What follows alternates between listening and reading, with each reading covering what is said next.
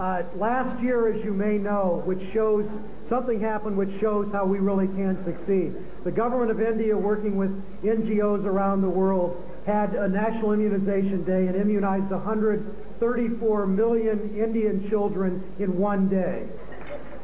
134 million Indian children in one day were immunized. If we can do that, if we have the political will to do that kind of immunization, we should have the political will to control and eradicate tuberculosis around the world. Thank you, and it's my opportunity and my pleasure to introduce Chris Reddy to all of you for some words. Dr. Reddy, as you know, is from Southern California, is the leader of this organization, has done a wonderful job, and the fact, again, that he has gotten this many members of Congress here in supporting the Indian-American Friendship Council and all the good work he's done. Give a rousing applause to my friend and our friend, Chris Reddy.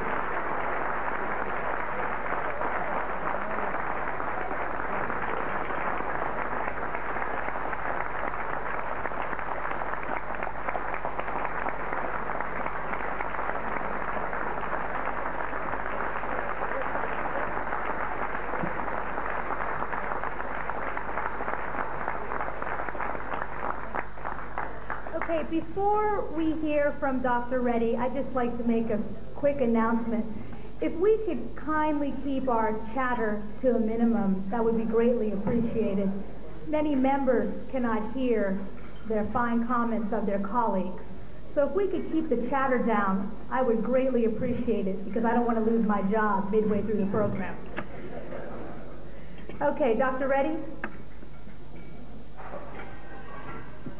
Thank you, Priya.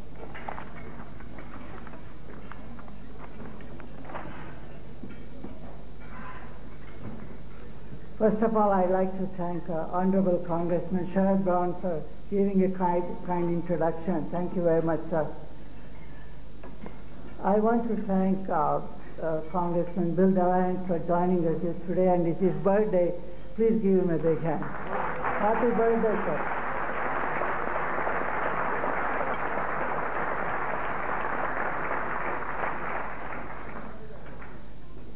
Distinguished members of the Congress, respected senators, distinguished international dignitaries, members of Indian-American Friendship Council, and friends.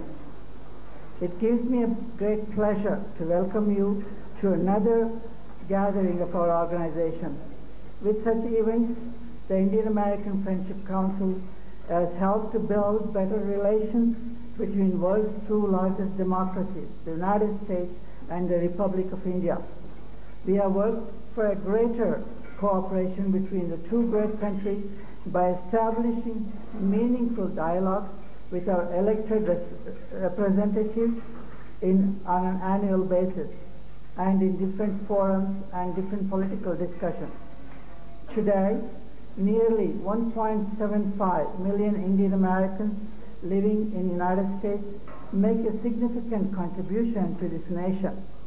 Being one of the largest income-earning groups, we have helped to build better America and better economy. Politically, we have potential to have a substantial voice by having a sizable vote across the country.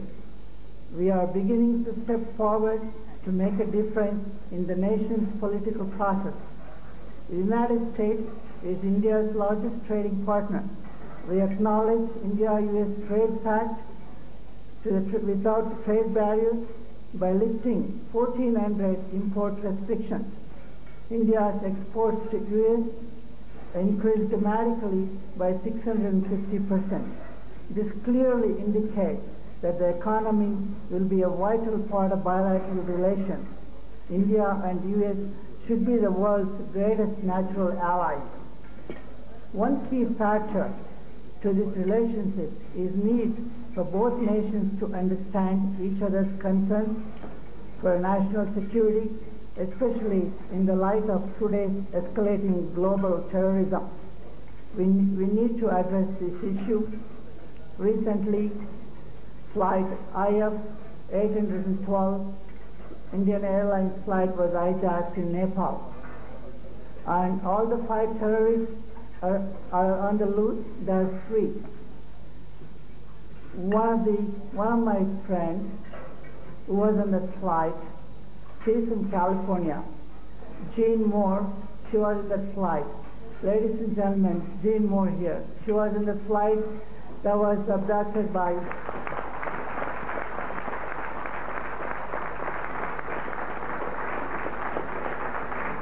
Thank you, Jean. Jean Moore, she really and truly established the discipline of the United States, the glory of the United States in that flight. I'm very honored Jean Moore is here to join us today.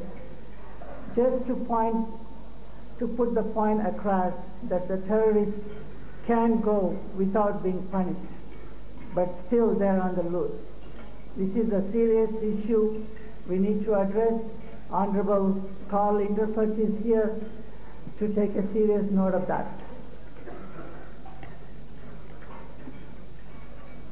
We need to address the nuclear proliferation by aggressive nations like China and North Korea.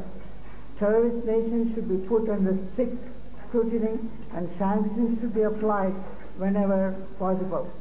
India is a peaceful nation built on the Gandhian ideals of non-violence and non-aggression. India is a stable democracy. As told by United Nations, India is a role model democracy in this globe. It's a country that has a might to defend ourselves against the imperialist threats of nations like China and Pakistan with a democratic stability. I would like to recall some of the political developments that occurred in the United States Congress.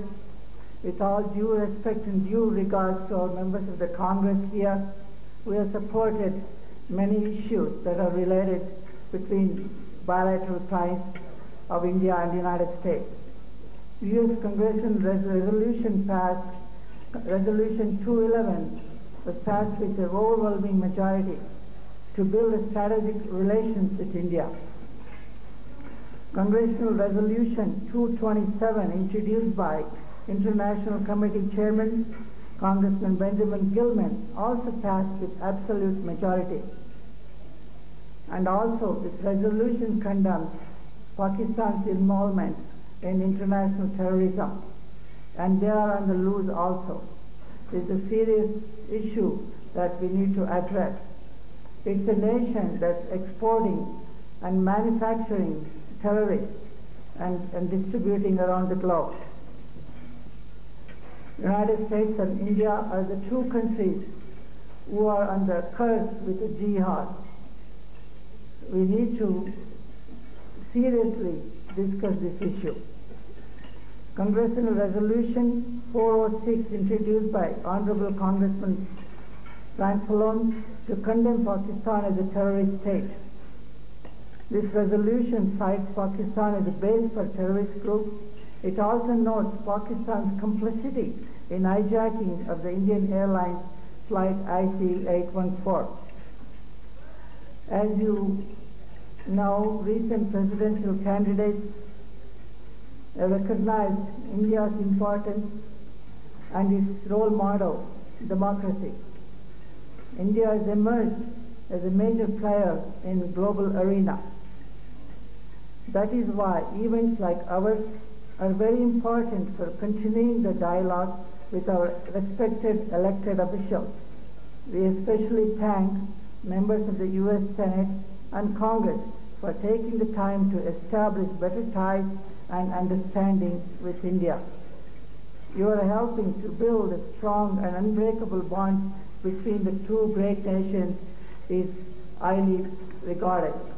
Ladies and gentlemen, thank you very much for giving me an opportunity. Thank you.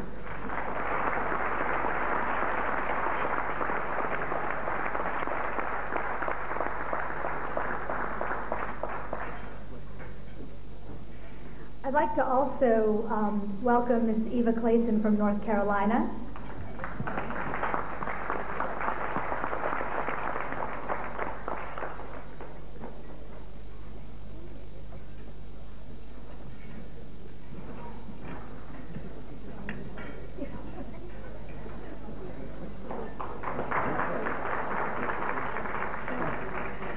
Okay, moving quickly, the next person on our agenda we'll be hearing from is Ambassador Naresh Chandra. Ambassador Chandra?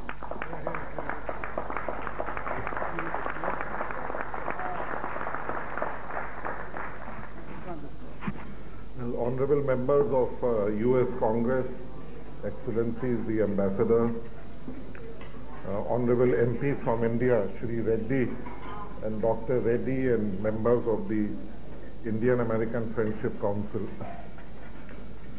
It is evenings such as this one that I find the most pleasurable of my tenure here.